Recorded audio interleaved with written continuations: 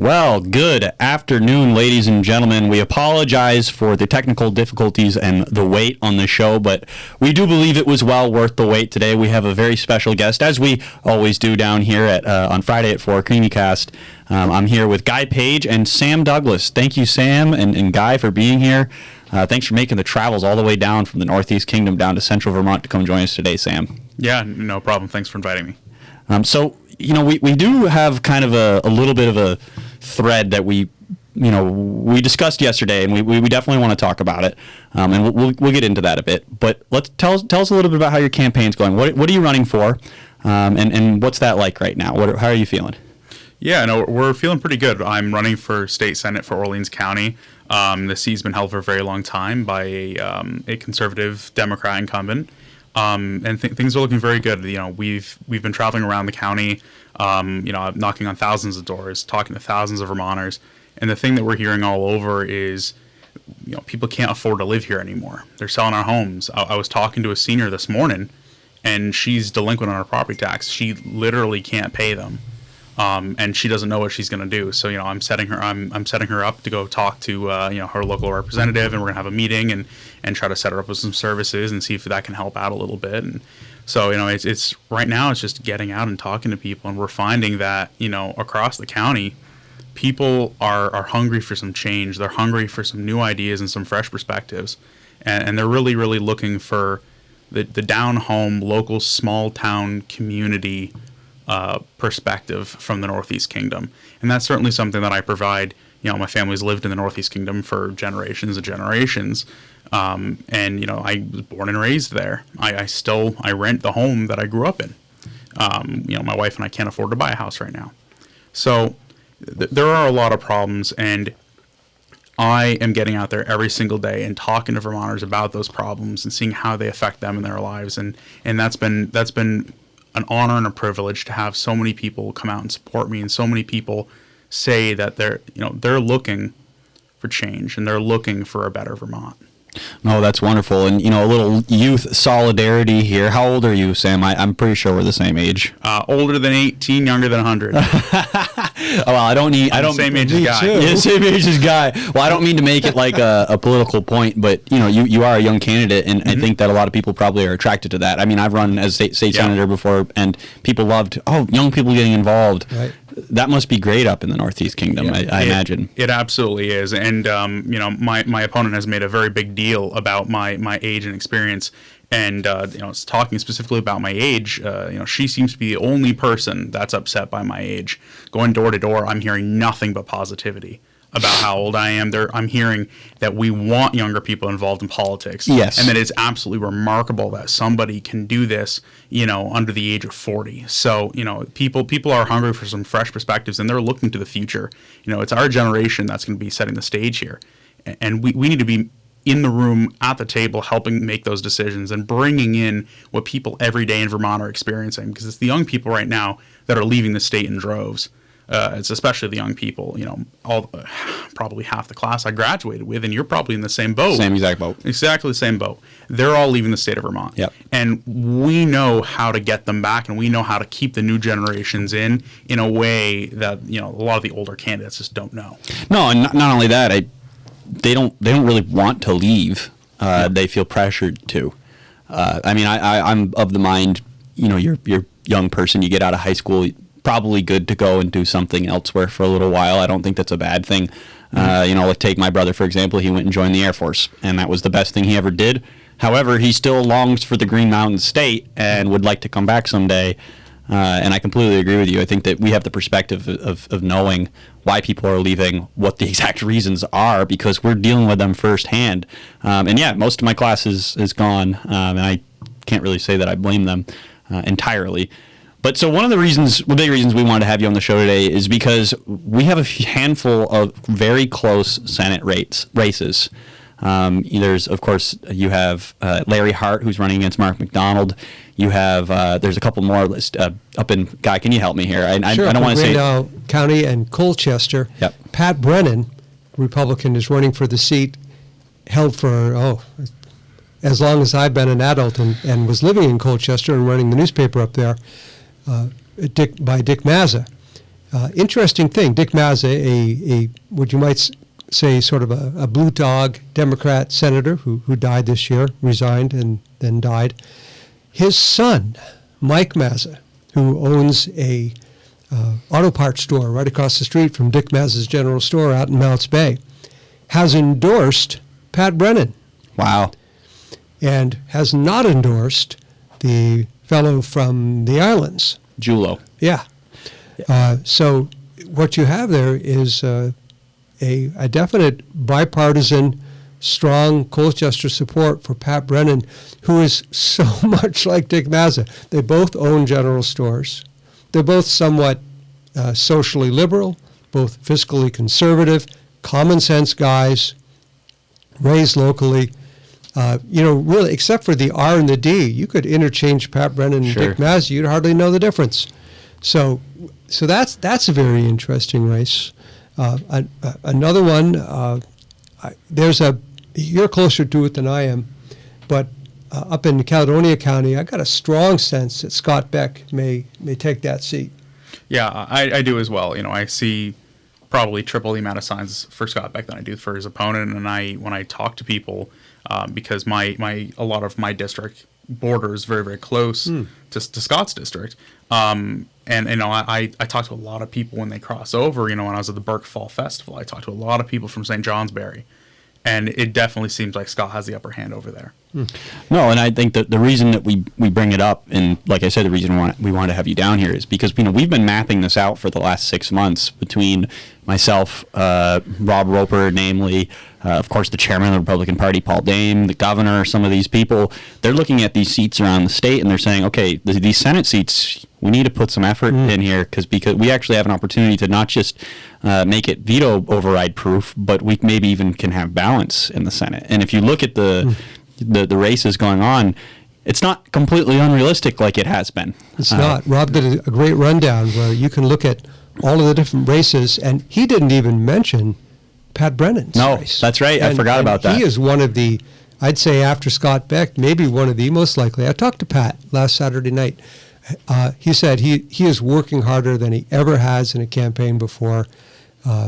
He feels confident, not overconfident, but he feels good about it. And that will be a huge pickup for the Republicans if he wins that seat. Now, I've noticed something here. I'm really glad you're in the studio. Yeah, I am too. Thank you again for coming down.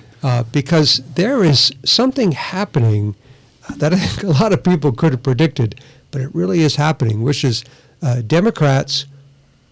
incumbent Democrats running from their roll call record. And instead of talking about why they voted and what they voted for, they're basically saying two words. They're saying these two words, what they hope will be the magic words, which are Donald Trump, Donald Trump, Donald Trump, as often as possible, and hoping that somehow is a magic thing that helps them win. Couple of reasons I raise that, and folks, I'm going to be leaving at 4:45 because we have birthday boy reservations at Sarducci's at 5:30. Today's your birthday? Yesterday was. That's yes, what I thought. Indeed. Today's my dad's birthday, by the way. Oh, yeah. Wow. Strangely enough. Yeah. Happy birthday. Yeah. So a couple things to point out that make me say that really their whole strategy here is not talk about the legislative record. Oh no, let's talk about Donald Trump instead, and to some degree also abortion. And that is that the Windsor County Democrats held a candidate forum at SORO at the Vermont Law School, and you would think for a legislative candidate forum, they'd be talking about, I don't know, school policy, affordable heat, so-called, safe injection sites, something like that, right? No. The number one question is, what do you think of Donald Trump? To Vermont legislative candidates. So I'm thinking, what does that have to do, with the price of pot in Plainfield, So second thing that makes me think that, Mike Belosky, our intrepid reporter for the Daily Chronicle, wrote a story this week on Paul's best, dearest, and old friend, Vermont Democratic Party Executive Director Jim Dandeneau. Yeah, we laugh. Oh, I love him. He's my buddy. I hope we can make up someday. Yeah. I mean it. Yeah. I mean it. That's sort of sorry, folks. We That's can be sort of an friends. inside joke. We can be friends. Yeah. But anyway, his job is to get Vermont Democrats elected.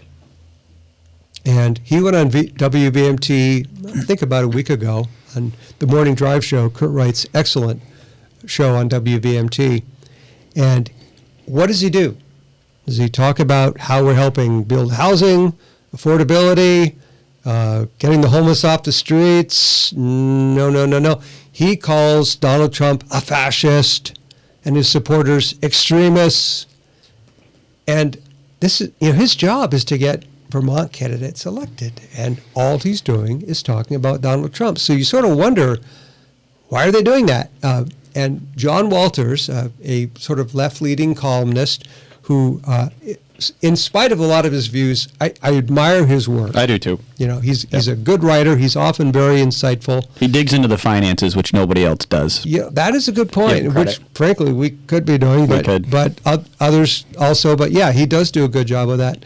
But he made a really good point that I just want to read something that he said on why they're focusing on Trump.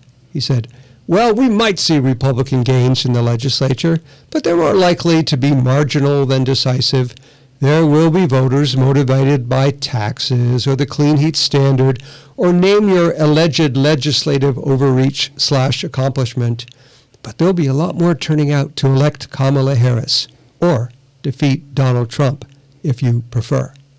So the game is boost the turnout for Trump, and all these pesky little problems with making Vermont unaffordable will become electoral non-issues. Obsolete. Right. They just, it won't be that important because, boy, we've showed up for Kamala. So that's sort of the Democrat establishment's game. But they can afford to ignore, to some degree, the disastrous impacts. But the legislators, the incumbent Democrats seeking re-election, or as in your district, an incumbent Democrat who's seeking to move up to the Senate, they do not have that luxury because they have constituents and they have challengers who in real time are saying, hey, why are my school taxes going through the roof? And why are you intentionally making staying warm more expensive? Because that is exactly what they're doing. That is the calculated effort that they're doing. They're asking, why are you more concerned with bear habitat than my kids being able to buy, build, or even live anywhere in Vermont? Why would you double your own pay when everyone else is struggling? Yeah, the legislative pay thing, that's sort of gone into the background, but a little over a year ago, they voted to, by 2027, double their own weekly pay and give themselves non-session pay equal to 1/5 of their session pay, and give themselves state health care benefits, the best around, the Cadillac, right?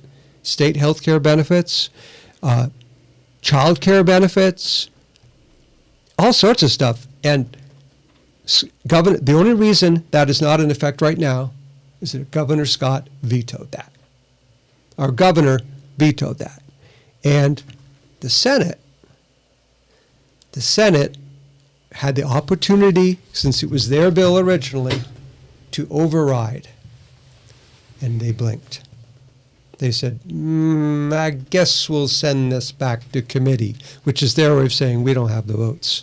And one of the reasons they don't have the votes is because in the original vote, the underlying votes, Senator Dick Mazza demanded a roll call vote on the legislative pay raise. He said, my fellow Senate colleagues, if you are going to double everyone's pay in this year, you're going to have your name attached to it. And I think enough of them said, not sure we want that. No. So that did not pass, and that is the only reason why. So all these legislators, like Stephanie Jerome, who put out this flyer, she's a legislator from Pittsford, Brandon, I believe it is, down in Rutland County, who said, well, you know, I haven't had my pay increased, and we're just sort of studying it, you know. Well, they are just sort of studying it because there was a study committee, but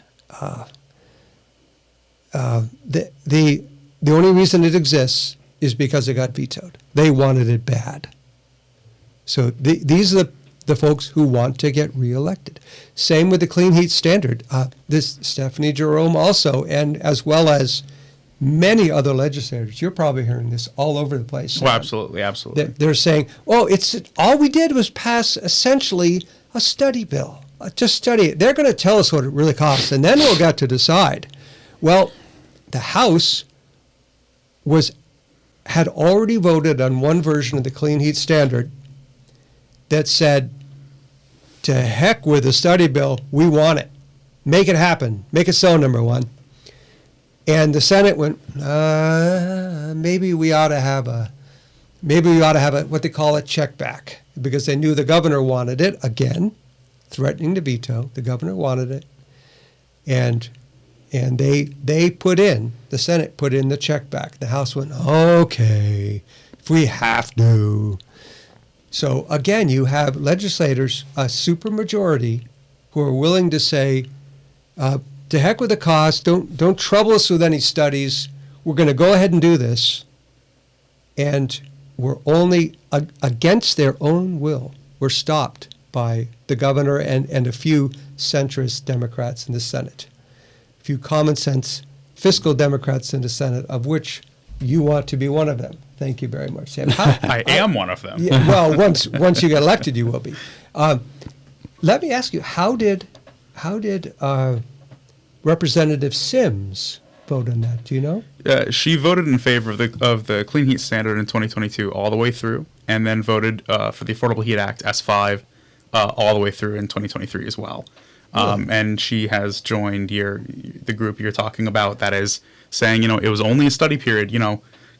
Hey, don't shoot. It's just a study period. Except she voted for it in the House and then voted for it in committee. Right. Wow.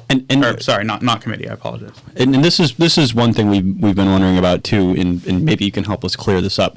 The yield bill. Sure.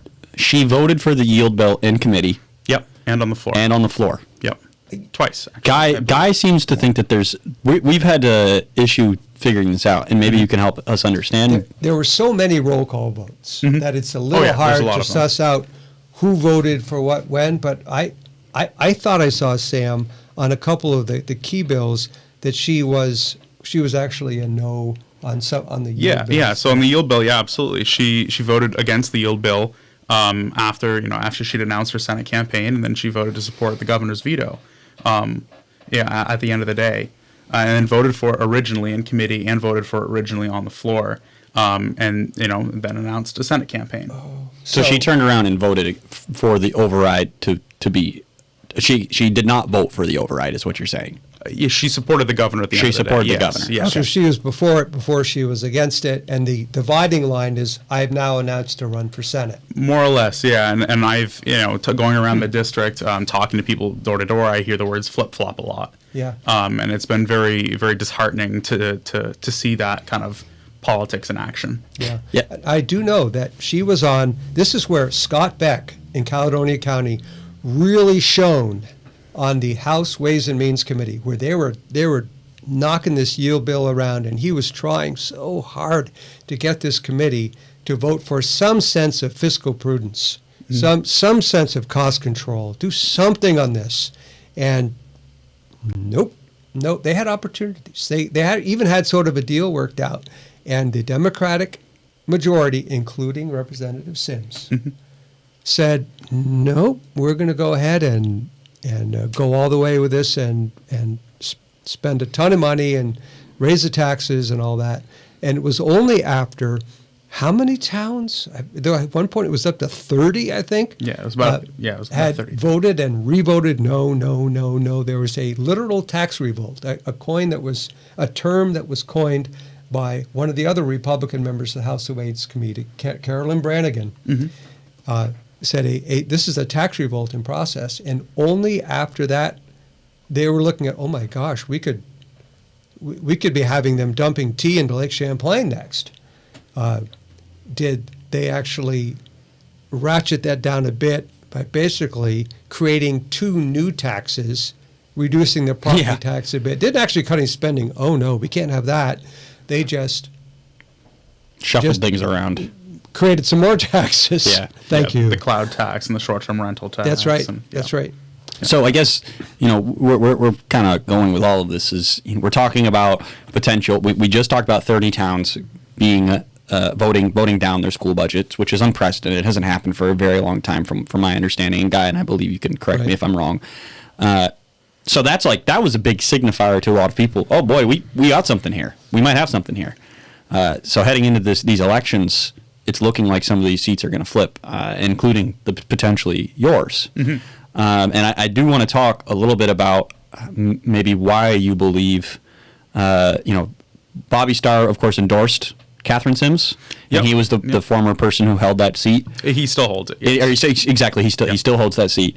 But in going around in conversation, what are you hearing? What are people saying about that? Does that really make a difference? Does that? So, I haven't really heard that that's making a difference. All that I've really heard about that, and it's one of the saddest parts of this entire campaign to me, because I grew up in the same town as Bobby. I am, albeit a little distantly, related to him by marriage. I believe it's his cousin is my great uncle. So, I grew up in and around him all the time, seeing him. And I live right down the road from him. Huh. And so it's been the saddest part of my campaign, I think, going around and hearing that his endorsement of her was a stab in the back to a lot of the farmers, a lot of people from around the area, a lot of the more conservative Democrats that, see, her as a progressive Democrat and him as a conservative Democrat, and they just feel betrayed, talking to a lot of the Republicans that have voted for him for a very long time. Because he's always been a constant. He's always been Bobby. And they're seeing this, and it's been a stab in the back to them. I hear that constantly. And I think that's been one of the saddest parts of this campaign. I don't really see that endorsement doing very much for her. He's had a lot of respect in the community, but 2 years ago, as a brand new candidate, absolutely brand new candidate, I come in and, I perform very, very, very well against him after he's been sitting in that seat for a couple decades. I think. Yeah, I think that's actually why I think you're going to win. Yeah. Because you've run in this area before. Your name is out there. They know you in the area. They know you as a Northeast Kingdom guy. I love it there. Yeah, I want to die there. No, I feel the same way about right here, right now. I feel the same way. I do think that they're going to say, we know this guy. We've met him multiple times. I think that a lot of people see through the opposition's campaign and how it's funded even, and where they're getting a lot of their talking points from. I see. Give credit where credit's due. She voted with the governor on that override.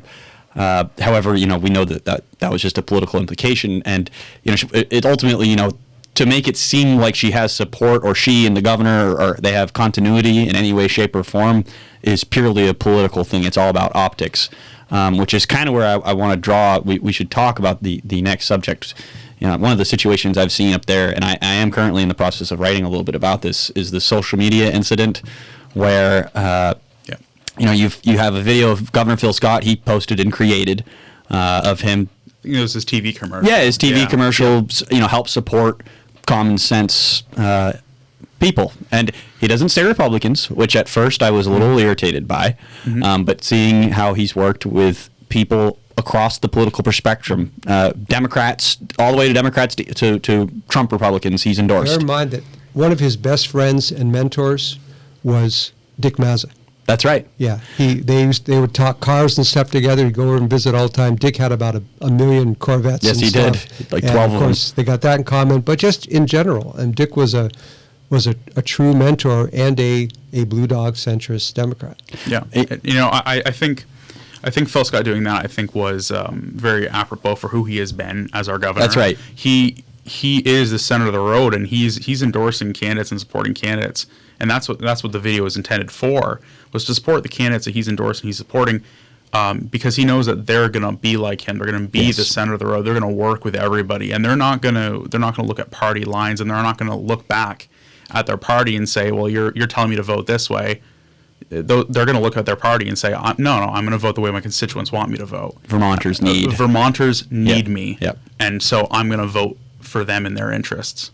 No, I think it's so standard him to do that, and I almost regret being a little bit hard on him, but I think I had to, rally the troops a little bit. There's a moment there, but I think I get it. Like, he did what he did. However, so he's endorsed a lot of candidates across the spectrum. But one of those candidates is not Catherine Sims. So she took that video. I'll say. Yeah, she takes that video. She clips it over. She takes the clip of herself, or of him saying, support common sense Democrats or candidates. And then immediately following is a clip of her talking a little bit about some of the bipartisan work she's done. Once again, credit's due where credit is due, and correct me if I'm wrong, fellas. I don't want to say too much, but she does have some things to talk about. But it was complete misrepresentation to make it look like she and the governor have continuity. And she didn't fake an endorsement, but that's like the closest you could get to faking an endorsement without actually faking an endorsement. It was purposeful, and it was very deceitful. And I've known a lot of people. I've gotten a lot of calls and messages about that particular video of people in the community that were very confused because they had known and they had heard that the governor had very publicly endorsed me, and they said, what's the deal? I thought he endorsed you. Did he pull his endorsement? No, absolutely not. No, this was done without his approval. Guy, up here, you're taking off on us, Guy? Yes, I am. Okay, well, I'm going to blow this popsicle stand, this Creemee stand, I should say, and heading off to have some birthday dinner with my family. And Sam, good luck. Really Thanks, glad Sam. you came down. Of course. Thanks. And hopefully I'll see you maybe next January. Who knows? I hope so. Up in the big house. Yeah. Wonderful. Take care. See you, Guy. Happy See you, birthday. Guy. But anyway, so back to what we were talking about. So you would have received communications from people wondering, is this an endorsement? Yeah, is this an endorsement? I thought he'd endorsed you. What's going on? Did we miss something? Did he pull his endorsement? What'd you do, Sam?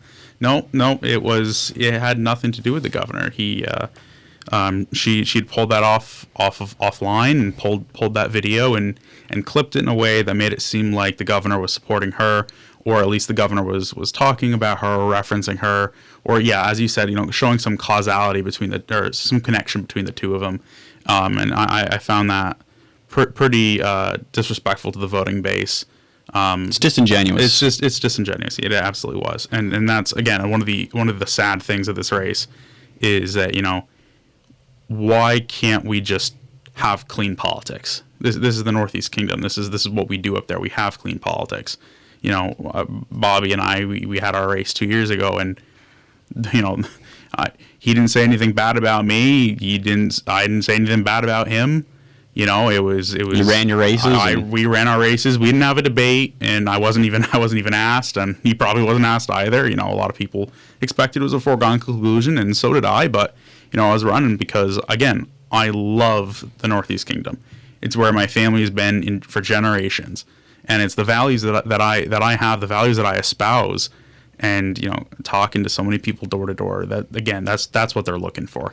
So let me ask: is there a population in the Northeast Kingdom that is relatively new to the Northeast Kingdom, or is it a lot of old school Vermonters, if you will? What does it look like? I guess what's the demographic like? It's a good mix. There are certainly a lot of newcomers to the area. There's a lot of my road alone during COVID. We had a lot of turnover of the people living on my street, and there's a lot of people there from out of state. I would say on my street alone, there's probably good 6 or 7 people from Connecticut or, Out of how many? or Delaware. It was about 30. You know what's interesting about a lot of the people that are moving here is everybody thinks they're all progressives and liberals. It's not true. No, it's definitely not it's true. really There's not a lot true. of independents. There's a lot of independents and Republicans even. Yeah. Well, there's in a couple towns over from mine. There's a family that moved in, and they had a. I'm going around knocking door to door. They have a pride flag, an LGBTQ plus pride flag out front. I'm knocking on their door, and turns out they are like they're hardcore Republicans. Yeah, they just have certain views they have certain views, yeah. and I love that. That's too. the diversity of Vermont that I like to see, and I'm happy to have signs all over the place. I probably I was running through in my head the other day of how many all the hundreds of signs that I have out, and all the different locations and people that I know that I've talked to, and I would say it's either 50-50 or I think more people that identify as Democrats have my signs than people that identify as Republicans. Well, that's pretty incredible, and if you can keep that going, keep it up. Well, and that's what I've loved about this entire thing, and it's because it's really shown me that Vermonters are, at their hearts, I think they're really independents. I think a lot of you have your diehard MAGA Republicans, you have your diehard, I don't know, Kamala Democrats. Yeah, just strong Democrats. Strong Democrat or Yeah. pretty predictable, like we're going to vote blue. Like, Sure. that's the way to, yeah. You have both on either side, and I respect both their opinions. They know what they want, right? Yep. They know what they want. You can't blame a man for that. Can't blame a man for that. But I would say that the majority of Vermonters are in the middle. They're in the middle of the road. Yeah. They're the independents, and that's what I like to see. Personally, if I had a magic wand, I'd like to not see political parties. Yeah. I see a lot of Ideas. Yeah. Ideas versus letters or words on a ballot. I agree. I think it's a wonderful thing. I think so too, because so many people, I'll go door to door and I've, sometimes the first question is, are you a Republican or are you a Democrat? And again, it just tiny little crack in my heart every single time I hear that phrase going door to door, or when I'm at an event or at a restaurant or whatever, I'm talking to people. And, I'm thinking, do you want to talk about, let's talk about the ideas first, or like, do you want to know about who I am as a person? You don't know who somebody is based off their political affiliation.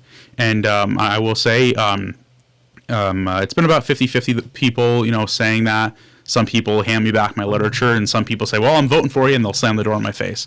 I'm voting for you, but They don't give a shit. Go away. Yeah, you're good. They just know, oh, you're a Republican. You're a Republican, I'm going to vote for you, it doesn't matter. Yeah, Go away. That's interesting. And I've hated both those perspectives, really. Yeah, me too. Yeah, Me too. and one of the funnier things is, I'll always try to call after them, like, well, no, regardless of whichever perspective they have. When they try to hand me back my literature, I say, well, do you mind if we have a conversation? From a political perspective, you've run a race.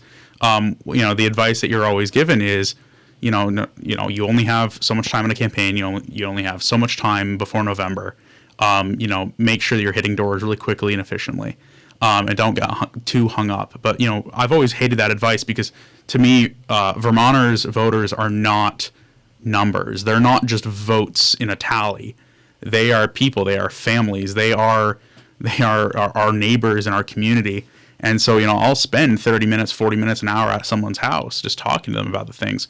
And across the board, there has not been a single time, and I can say this with confidence, there's not been a single time where one of those people who's, they know what they want. They're Democrats. They know what they want. They're going to vote for Kamala. They're going to vote for Democrats down the ballot. There's not been a single one of those people that's handed me back my literature that after like a 30, 40-minute long conversation said, you know what? I'm going to vote for you. I promise. I'm going to vote for you. And a good number of them put my signs out. So tell me about those conversations. What are they like and how do they start? So they say, okay, here's your stuff back for whatever reason, probably Trump. Just going to put it back in my hand. So Sorry. Have a nice day. What do you chat with them about? Walk me through it. I'm the guy giving you the thing back. Yep. No, I'm not voting for you. Here's your thing. You're a Democrat. You're not going to vote for me. Come on, man. No, just kidding. No. It's in the conversations. They generally start out and they tend to skew because of Trump. Yeah. It's usually people that they were kind of independents and they believed themselves to align more with the Democrats, but because of Trump they are locked in as Democrats, at least, and that's what they believe. And the conversations we have is this is the Northeast Kingdom, this is Vermont, we have problems here, problems that are very, very important. And, you know, and we talk, and I have never been a MAGA Republican. I've never been a Trumper, and I'll be honest, I am pretty far separated from what's happening nationally right now, because we have so many issues on the ground going door to door. People are selling their homes, they're buying campers and living out of, they're living out of campgrounds. People can't afford their bills. They're being forced out of their homes. What are your priorities? My priorities are right here in Vermont. My priorities are not what's going on nationally. And, the state of Vermont is going to go for Vice President Harris. That the state of Vermont is going to go for Vice President Harris. And, I like to focus my energy, and I like to focus my positivity and the love that I have for the people. I like to focus that on the issues that are happening right here in the state of Vermont. And so those conversations generally follow that way, and they find out that, I'm not, the Republican that they instantly just assigned to me when they heard that out of my mouth. They find out that I'm thoughtful. They find out that I'm an active member of the community, that I'm a volunteer, that I work in mental health. They find out that I care about people, and I care about my family. I care about their family, and they find out that I have the experience and the skills and the passion to go down there and to really make a difference and stand up for their family and stand up for the Northeast Kingdom. So that's how the conversations always go. And as I said, I'm very confident in saying that there hasn't been a single one of those conversations where they wanted nothing to do with me at the end. They've all said, I'll vote for you, or I'll put a sign out for you, or both. Sure. Yeah. Sure. No, I think that's a wonderful thing that you're able to do that. And I have had similar experiences when I ran for state senate back in 2022. I did have a lot of those kinds of conversations, and somebody who, I've probably fall a little bit more to the right, even as a Trump supporter. Definitely a little bit more to the right than most in Vermont. But back in those days, it wasn't the topic of conversation, and if I were campaigning today, it wouldn't be the topic of conversation, because it's literally not important when it comes to the issues here at a state level. And maybe through your work, they might even learn that Republicans aren't what they think they are at all, and a lot of Republicans are actually a lot more reasonable and caring and community oriented than they might think. Well, and I had this conversation with my father. I think it was yesterday, day before, and it was, and my father is a particularly left person. Oh, really? Yes, he is. My stepmother as well, and my mother, and my grandmother. Wow. And so basically my entire. So you're family. the black sheep then. Yeah, well, it's the black sheep of just wanting local government, wanting some fiscal restraint, some responsibility when it comes to spending taxpayer dollars, and just remembering where the dollars the state spends comes from. It comes from the taxpayers. It's not just coming out of nowhere. And I'm a Republican because I believe that we have a very solemn duty to our families and to our citizens, that we need to be spending as little of their tax dollars as possible to provide them the best quality of services that we can. I'm very much so a fundamentalist when it comes to government. I want us to be providing our military, our border security, our roads, our school, the things that the government was formed to govern, and the things that it was formed to provide, and beyond that, everything else is some sort of program, and and I believe in social welfare programs, but I also believe in people having the self-determination and the tools at their disposal to run their own lives and to not feel obligated to the state. I want someone to feel like they have the freedom in their lives to do something and not have to think, well, oh shoot, I'm going to lose my benefits if I do that. Yeah.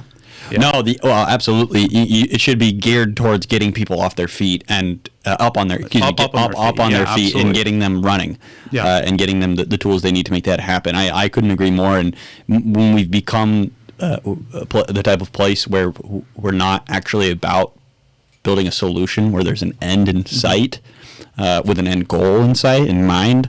When we're building a place like that, we have a lot of problems, which is what we're dealing with right now. Where there's no end in sight, there's not a lot of planning for the future, and I don't know what it would look like of another 2 years of a supermajority, and that's what I think. People like you, it's so inspiring, and I'm so thankful that we have candidates like you out there doing the work, knocking on doors. I actually was just campaigning with a candidate. I won't name who I was working with, but and I guess I won't say the town we were in, but we knocked on the door, gentleman, and I didn't realize it, but he did have like a Ukraine flag up, so I don't know. Anyway, so we went and knocked up on the door, and first thing he said, "What party are you running for?" Guy I was working with says, "I'm running as a Republican," and he says, "Yeah, no, I'm sorry, but I can't vote for you."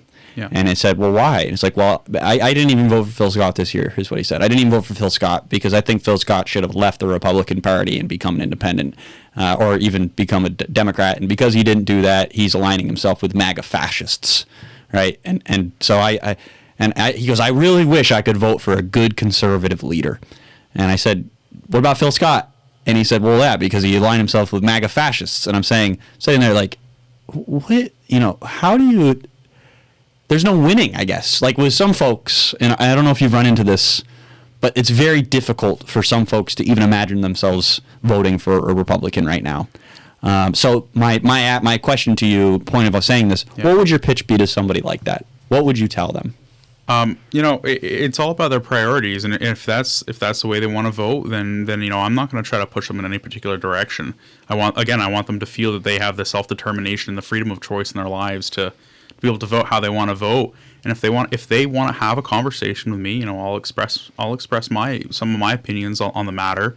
But my first priority as a candidate and as a sitting state senator, or as a potentially sitting state senator, is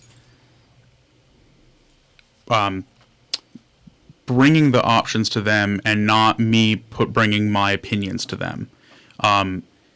I want them to be able to express their opinions to me freely, and I don't, without them thinking, oh, well, this is just, this is Sam the Republican, I'm a Democrat. He's not going to care what I think. I absolutely care what you think. And I have been very, very firm in that, political diversity is what makes our system strong, because there's some pushback back and forth on the various issues, and when you have too much on one side, when we have the super majority that we have right now, there's just way too much pull to one side, and you're seeing you're seeing a lot of policies they're ending up hurting people right now, because of the one-track mindedness. It's a lot of one-track mindedness, and I'm facing that. I'm facing that dead. I'm facing that down in my race here. You are. I will say wholeheartedly, Sam. This is me saying this, not you. I feel very strongly that she is the type of person that we do not want getting a higher office. We don't want her running for governor someday or running for any of these bigger positions, because ultimately, from what I can tell, from what I see, all she cares about is winning and having the opportunity to be in these positions. And I don't see that she cares about people that don't share the same values as her. And, I had Jay Hooper in here a couple weeks ago who sat across from me and said, one of the biggest things that people don't understand when they're elected official is that they are there to represent all of the people in their constituency, not just the people that voted for them, everybody in the district. And I don't get the sense from her that she cares about, I've even seen it. I've seen the social media posts of her taking pictures of your signs next to a Trump sign, and beautiful house in the background, by the way. Beautiful house. So what does that say about, there's the American dream and there's Sam's sign. What does that have to do with really anything? Yeah. The point being is, like, does she care about that person that has your sign and Trump's sign? Is she going to vote anyway, does she care about them at all? And I guess my point is, I don't think that she does. And that's me speaking, by the way, folks. That's not Sam's point. It's just, that's how I feel. I don't know. I think it's definitely a challenging race that you're in. Well, and what I'll say about her is, I have become very acutely aware, and this is one of her very, very lovely traits, is how much she loves her kids.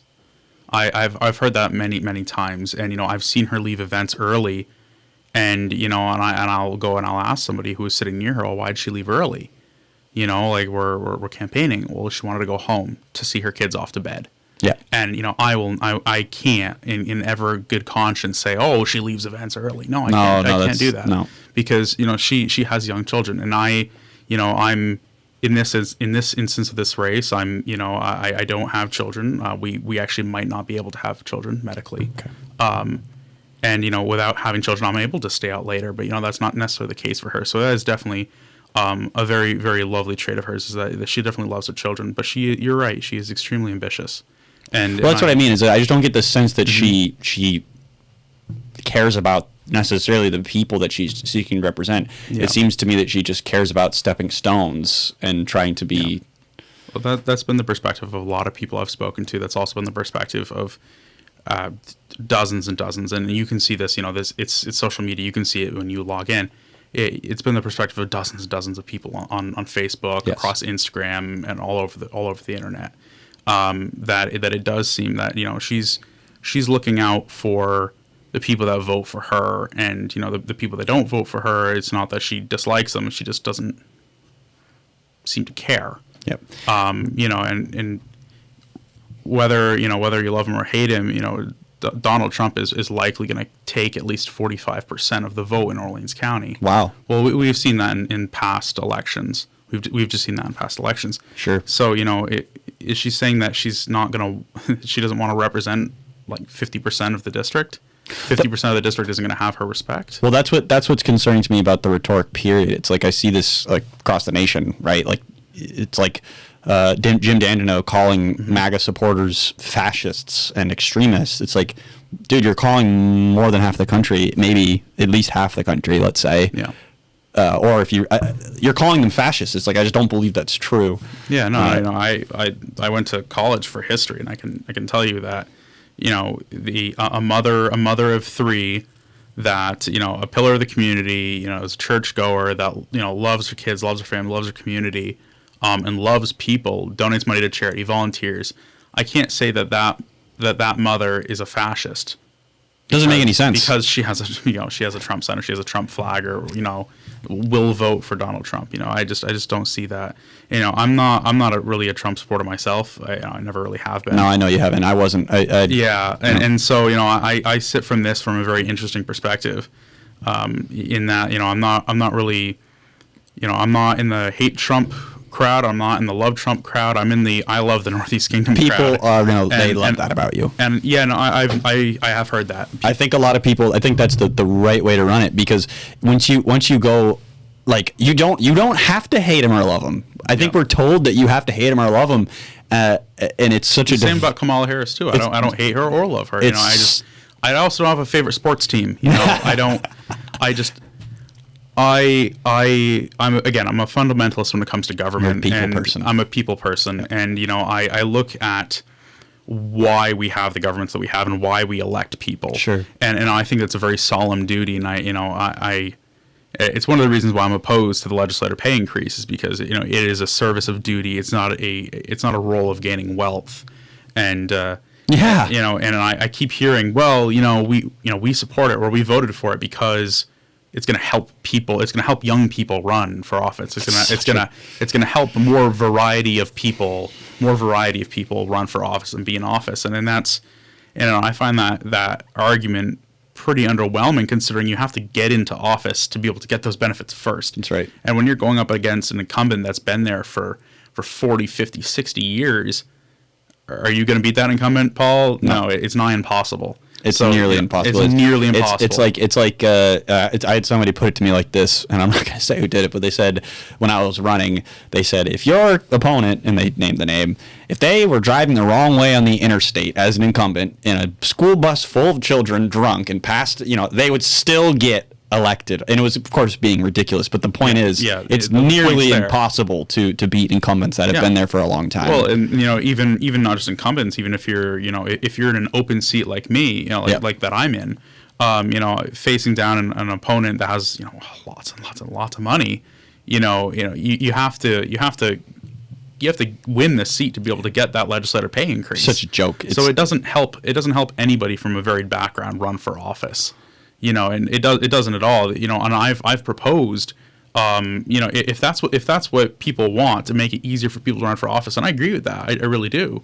We should make it easier for people to run for office, but that's not the solution. That's not the way to go about it. If you want to do that, then put caps on how much candidates are allowed to spend. That would make it a lot more. A Senate race, you can only spend $10,000 on your Senate race. House race, you can only spend $5,000, and then whatever for a statewide race. I'll say this: that'll never happen. No, I don't think it will, because I think There's too much money in politics. there's too much money in politics. It's disgusting and it's nasty. It is, but And- it's the reality. Yeah, and I've spent the entirety of my race trying to fight back against that. I held a charity event to raise money for a local veteran suicide charity. Who was it? It's the Robert L. Booth Scholarship Fund. They give wow. they give scholarships to high school students that are going to go to college for veteran suicide prevention or similar fields. We just did a fundraiser down here about a month ago for veteran suicide awareness Yep. for the Paletta House.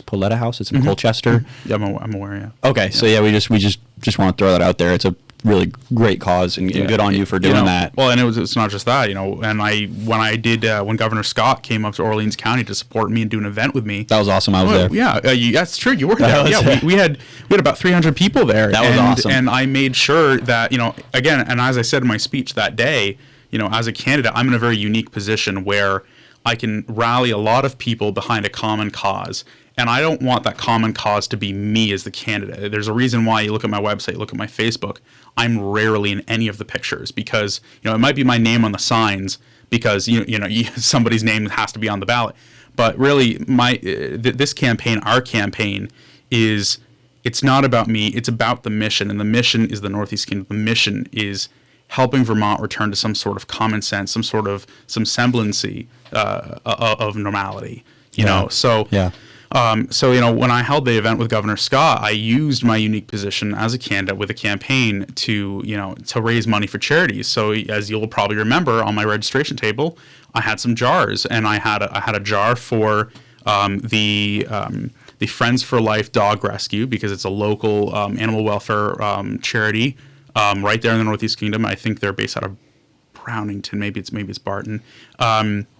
And they're having a huge influx of dogs right now because Vermont is touted nationally as one of the states that has no kill shelters. So in states like Texas, where they do have kill shelters, there are groups taking animals from down there and bringing them up here. So we're facing a huge influx. It's crazy of dogs and cats. And so I wanted to support, and I asked around to the local animal control officer, who I have a ton of respect for. After sitting down and having lunch with her and hearing about all the things that they're going through, and she and I said, I think it was about a 2-hour-long lunch, and by the end of it, I had a laundry list of ideas for bills and legislation, and since then I've actually written up a bunch of those, and I have those ready to be introduced this coming spring. Very common sense animal welfare bills. Based off my lunch with her. And so she recommended this charity. So I wanted to collect money for that charity, and I encouraged everybody, if everybody here gave $1, that's like, $300 Sure. for that charity. And so I was also collecting for another charity, and that was the Northeast Kingdom Council on Aging, and I work for them as a volunteer. But it's their senior citizen home heating oil fund. And every year they dole out money from that fund to help seniors be able to afford to heat their homes. So, I'm look at the clean heat standard that's making it harder for seniors to heat their homes. So I can ultimately stop that. I want to ultimately stop that. And Sure. if I can use my campaign to raise some money for that too, that's great. And then I also recently donated to a charity out in Burke. They're trying to rebuild a bridge, and I talked to a friend of mine that is running in, and he's like, yeah, please donate to that.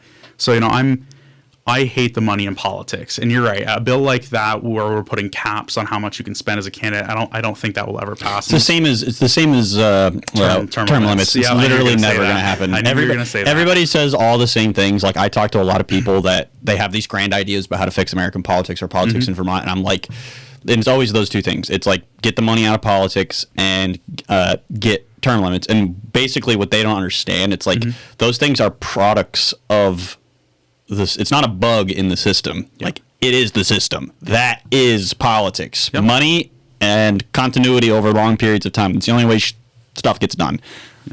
Unfortunately, and I agree with you though. I think it's gotten out of control. But I don't know how you fix it, because ultimately, if you're a candidate like yourself, or you're somebody who's running for a statewide office seat, like, you need that money. Like, if you're and it doesn't matter where it comes from. Just look at the case of Becca Ballant. They don't care if it's coming from potentially nefarious sources, which that's a whole other issue. But you shouldn't be running a race, or like, if you as a candidate, if you need $50,000 Sure. to win a race, then, how much influence have you had in your community up to this point? How much? It's a good question. How many people have you had an impact in their lives? It's a little up to that astroturfing. point? Yeah, throughout my life, I've worked with nonprofits and charities for a very long time. I've worked in several different fields and different jobs throughout the years.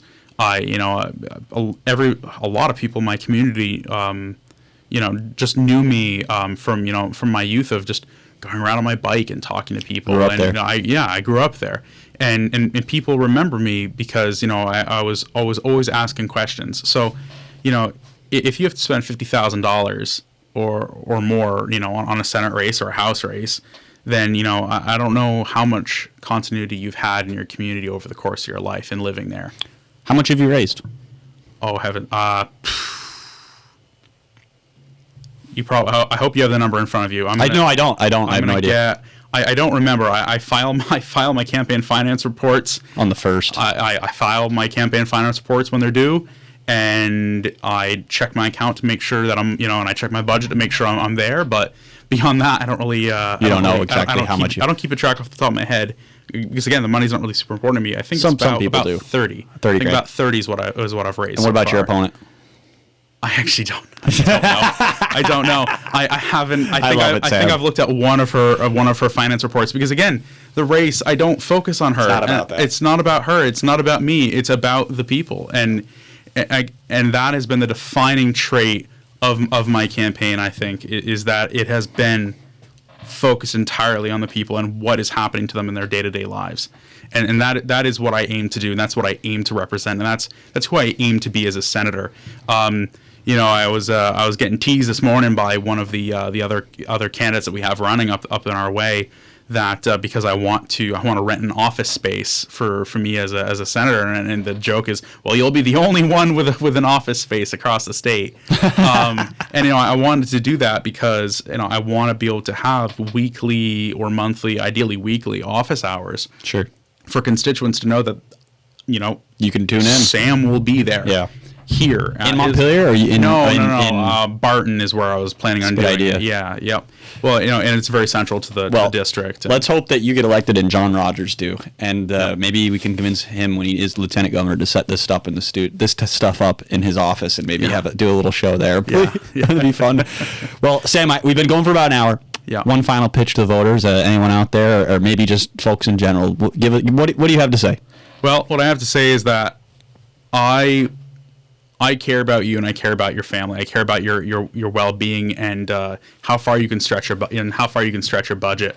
I have policies, I have plans, and I have steps that I want to take to in the Senate to be able to bring about a better Vermont. I want to work with everybody across the political aisle. I'm going to represent everybody. It doesn't matter whether you voted for me or not. I'm going to represent you.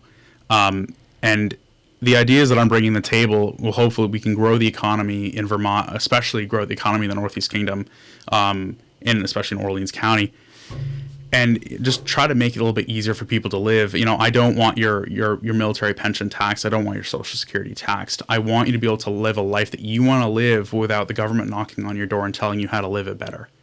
And I think that you know what's best for you and your family, and I want you to be able to provide for yourself in a way that you find meaningful. I have been staunch in my support of our fire departments. I've been staunch in my support for our farms and our farmers. I come from a farming family in a farming town, in a farming region, in a farming county, in a farming state. And, all these things, it culminates in my deep love and affection for the Northeast Kingdom and all for the people that are living there. And it doesn't matter what they believe or how they believe it. I'm here for you. And my door is always open, especially if I rent that space. Well, anyways, folks, I want to just thank you so much for tuning in. Thank you, Sam, again, for coming down here today. We really do appreciate it. It's always a blessing to have people in the studio because it's this is a busy time of year for you, and it really means a lot that you took your time out to come down here and do this. Thank you, folks, for tuning in. If you are not already a paid subscriber to Vermont Daily Chronicle, you can do that for just $9 a month. That's 30 cents a day, folks. That's less than a cup of coffee. So if you are a supporter of free speech here in Vermont, one way you can do that is support the Vermont Daily Chronicle, where we are going to continue the podcasting, the writing, our coverage of local politics and how that connects to some of the national and even international scene. We publish stories all the time from local community members, people that maybe write us letters. We want to be Vermonters' voice in the State House, as well as some people that are willing to expose and write the truth. So support Vermont Daily Chronicle for just $9 a month, 30 cents a day. Become a sustaining subscriber. And thank you again, Sam, for coming down today. Thank you, folks, for tuning in. This has been an episode of Friday at 4 Creemee Cast, recorded. Sorry again. Hope you guys enjoyed. But this is from Bean Studios in Northfield, Vermont. Thank you so much, everyone. Have a good one.